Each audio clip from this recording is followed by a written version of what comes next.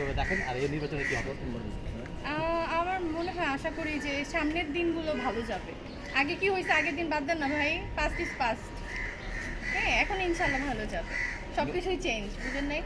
বাংলাদেশের রাজনৈতিক মহল চেঞ্জ, তারপরে সব কিছু পরিবেশ চেঞ্জ। মনে হয় যে এফডিসিরও ইনশাল্লাহ উন্নতি হবে। তার মানে কি আপনি আশা করতেছেন যে সামনে আরো বেশি অনেক বেশি ছবি হবে, অবশ্যই, সিনেমা হবে, আরো বেশি হল বাড়বে?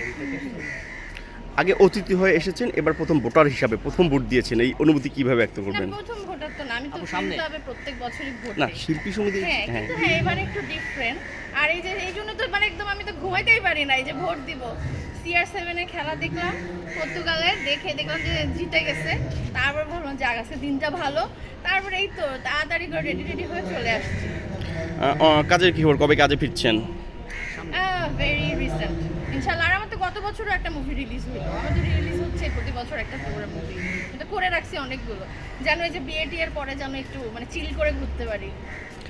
আপনি নাটকও করেন, অনেকদিন নাটকে দেখা যাচ্ছে না আসলে। না না, নাটক আমি একদম খুবই কম, 2-3টা করেছি। আমি সিনেমার মানুষ।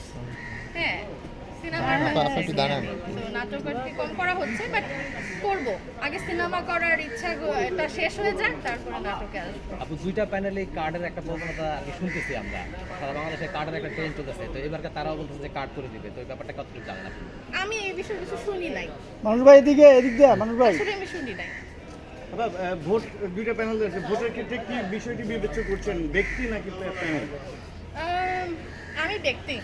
আমি ব্যক্তিকেই আমি পছন্দ করি, কারণ আমি হচ্ছে দেখা গেল আমি যাদেরকে চিনি না বা যাদের কাজ সম্পর্কে আমার আইডিয়া হয়নি, যেমন করোনা থেকে এই পর্যন্ত আমি কিন্তু ব্যাপারগুলো দেখেছি। যখন করোনার ঠিক আগ মুহূর্তে কিন্তু আমি মানে সিনেমাতে আসি, দেন আমি দেখলাম যে কে কে করোনার সময় কাজ করেছে, তাদেরকে আমি এবার পেলাম কিনা, দেন হচ্ছে আমার সাথে তাদের কেমন সম্পর্ক, তাদেরকে দিয়ে ভবিষ্যতে শিল্পীদের কেমন উন্নয়ন হবে, এগুলো বিবেচনা করে ভোট দিয়েছি। কাদেরকে দিয়েছি এটা বলা যাবে না।